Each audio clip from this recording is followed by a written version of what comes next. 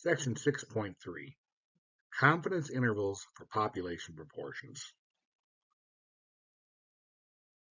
When we talk about proportions of populations, this is another way of sampling.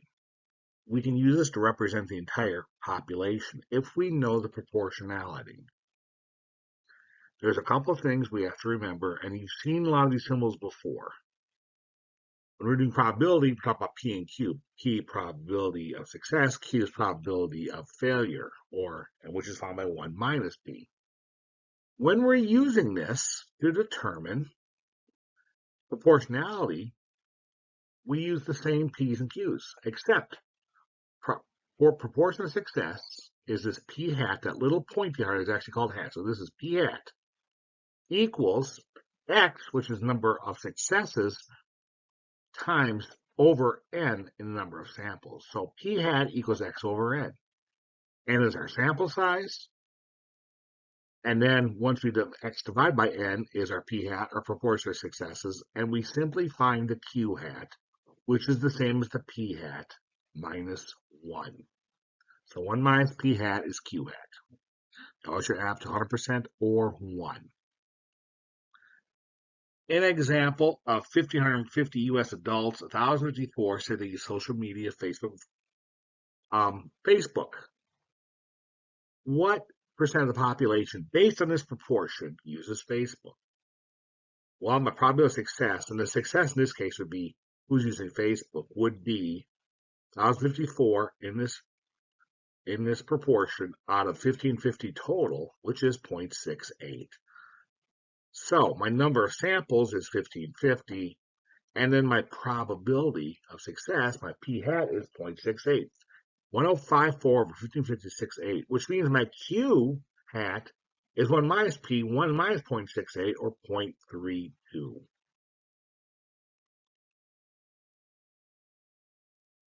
Here's another one. Poll survey of 4,780 U.S. adults see how often they shop online.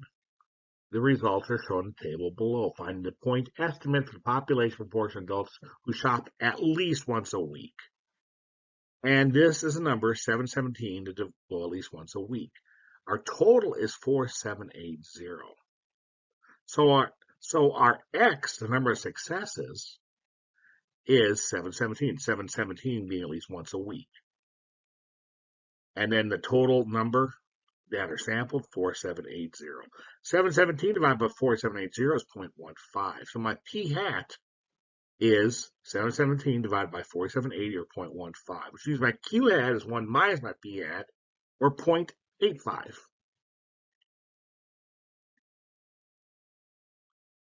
Now we can do confidence intervals with a normal distribution. And where the proportion sits compared to the population proportion is no different than what we did before. We got to find the error, and we're going to find the error in a moment here. It's my p hat minus my error, p hat plus my error. And the way we find the error is this formula, my z-score, which is our confidence interval in terms of z's, times the square root p times q all over n.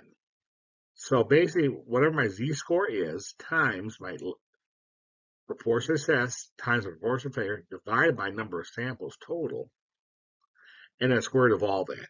And these numbers get real tiny real fast. But remember, when we're looking at proportions, 1 is 100%. So we get 0.005, that's 0.5%. So do not be afraid of seeing such tiny numbers.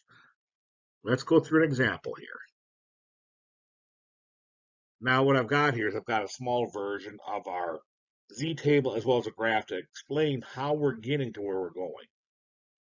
Remember our 1,550 U.S. adults we talked about a moment ago, and 1,054 say they use social media like Facebook. I want to construct a 95% confidence interval.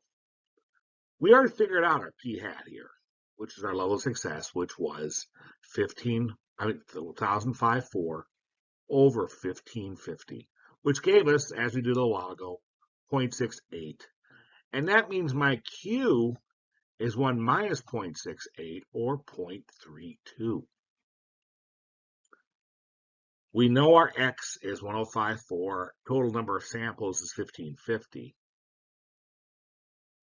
And little rule here, and for all practical terms, we will be using this, but your number of samples times your level of success has got to be greater than or equal to 5 to use the normal distribution. Well, number of samples 1550 times 0.68, that's 1054. That is greater than 5. Now let's go to n times q hat.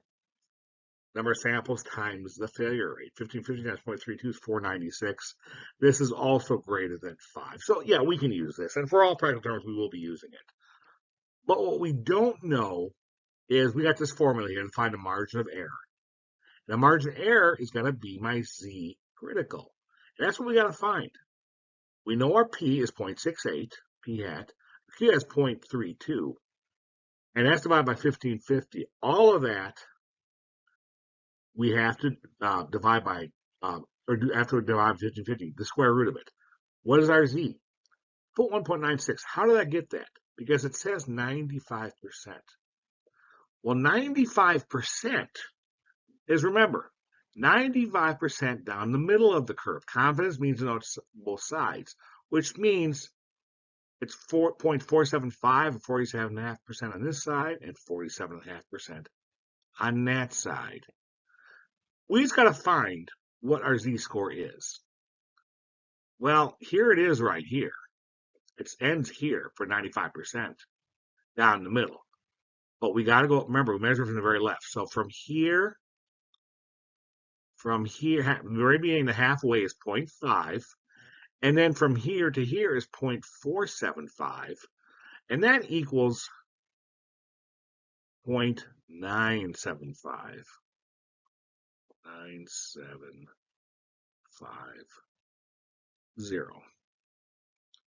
Losing my grip here, sorry. Point there. Now I got to find what 9750 is. I've circled it right here. 0.9750. And that is 1.96. So my z-score for 0.9750, which is 95% down the middle, is 1.96. And when I multiply 1.96 times the square root of 0.68 times 0.32 divided by 1550, I get 0.023. So my error, and that's going to be 2.3%. So my range based on this proportion is 0.68 minus 0.023 and 0.68 plus 0.023, which is anywhere between 0.657 and 0.703. And it would look like this. Here's my 0.657, my lower limit. And here's my upper limit right here. And what basically saying is this proportion of 68% is representative of the entire population, somewhere between 65.7 and 70.3. Look at another one here. A survey of 800 individuals, 18 to 29 years of age. Obtain your news from various sources shown below. And we got 50% online, 27% television, radio, 14%, print newspapers, 5%. Construct a 99% interval for a population between 18 and 29 who get their news on television. Well, you know what? They give us some of this information already.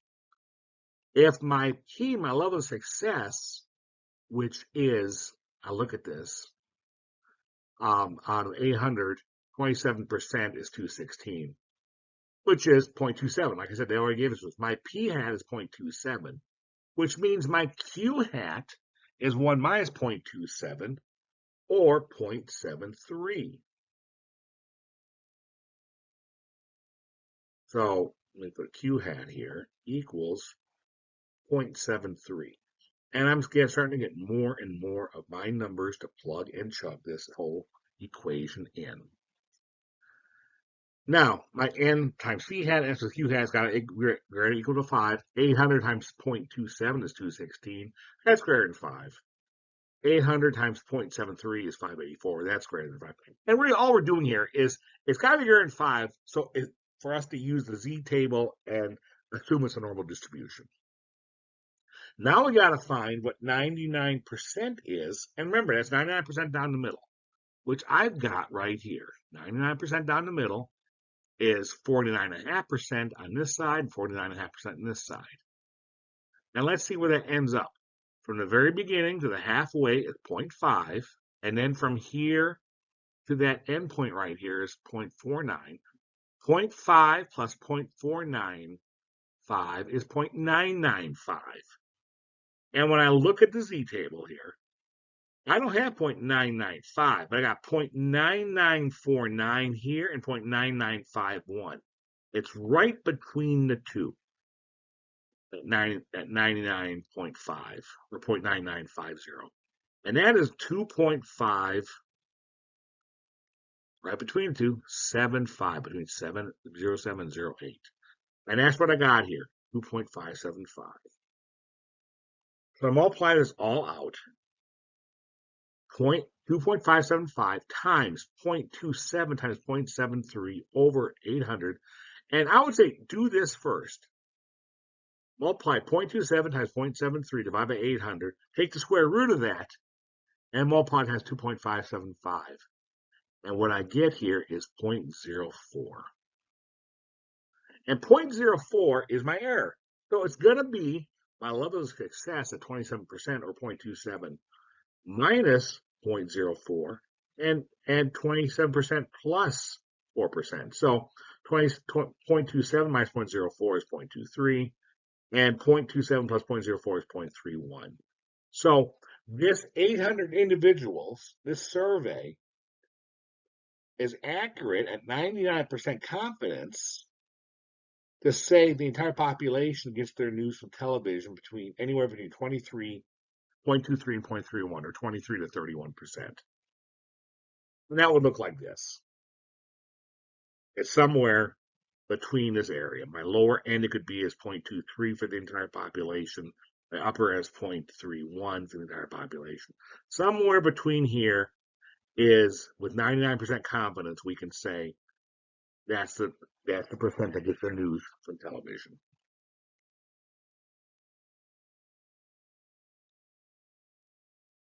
Now, that's 99% confidence interval for 18 to 29 who get their news online. Same set of tables, except the online number was 400 out of 800. Well, that's 50%. So if my p hat is 50%, 1 minus 0.5, that means my q hat is 50% or 0.5. And let's test, make sure we can use normal distribution. 800 times 0.5 is 400. That's greater than 5. And it's the same answer here. That's 50-50, 0.5, 0.5. So both are in 5. We can use normal distribution. Find the margin of error. We already found our z-score for 99%. So that's 2.575. Except this time it's on the inside is 0.5 for the p hat times 0.5 over the q hat divided by 800. And that's square root of all that. Square root of 0.5 times 0.5 times over 800 times 2.575 is 0.046. That is my error. So it's going to be 0.5 minus 0.046 and 0.5 plus 0.046, or 0.454 and 0.546, anywhere about 45.4% and 54.6%. And again, just like previously, but this is people getting their news online. The population who gets it online based on this proportional sample is somewhere between here. We don't know exactly because it's only a sample, but we can say with 99% accuracy, it's between those two areas. Now, one of the things we do, we can rearrange the equation that we just did. So kind of like we did a couple classes ago, to find what's the minimum size needed for proportion. So, and it's interesting here is if you don't know what the p is, the proportion, you assume it's 0.5 because that gives us the highest number. If I had a p and a q, make it a hat here, little hats here.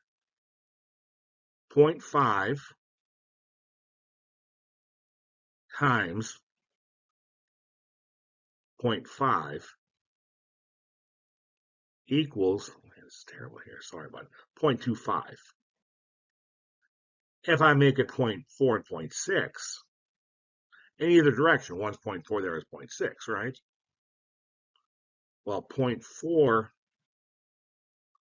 and 0.6 equals 0.24, and that's smaller than 0.5.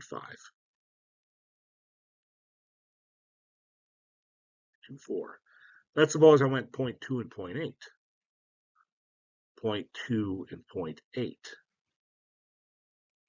And that would give me 0.16. So the biggest, if we don't know what the size of the proportion is, we assume 0.5, 0.5, because that gives us the biggest potential number, and we know how large the sample should be, worst case scenario. So you're running a political campaign, and you wish to estimate with 95% confidence population registered voters who will vote for your candidate. You must estimate within 3% of the population proportion. Find the minimum sample size when no data is available for the first question and an estimate of a p-hat of 0.31. Well, let's look at this. Here's my equation. Number of samples equals p-hat times q-hat times the z-score over my error squared. And again, these are not hard, but be careful as you multiply these out. I'd write them out first and find each component answer. Now, we already did at 95% what z is, and that's 0.47 plus 0.9, 0.475 plus 0.5 is 0.975, and our most common one you'll see in almost everything is 1.96. That's 95% confidence. They give us an E in error, which is what we've been calculating up to this point, of 3% or 0.03. So, no preliminary estimate given.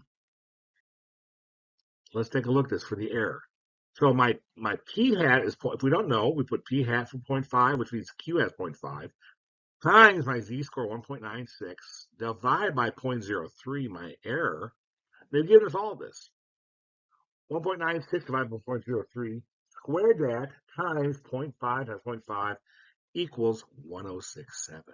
In other words, if I don't have any information of my proportions, I need to get 1,067 individuals for a 95% confidence interval with an error estimate of 3%. Now they said, what if my p-hat's 31% or 0.31? Well, remember, if p-hat is 0.31, then q has 1 minus p-hat, or 1 minus 0.31, which is 0.69. And our z-score is still 95%, which is 1.96.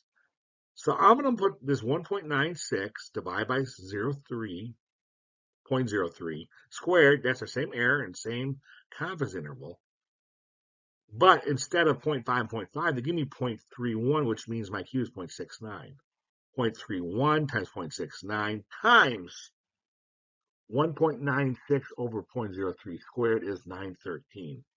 And this is about a little over 100 less. And if you're paying $100 a person, that could be $10,000 you're saving here, if we just know what the proportionality would be.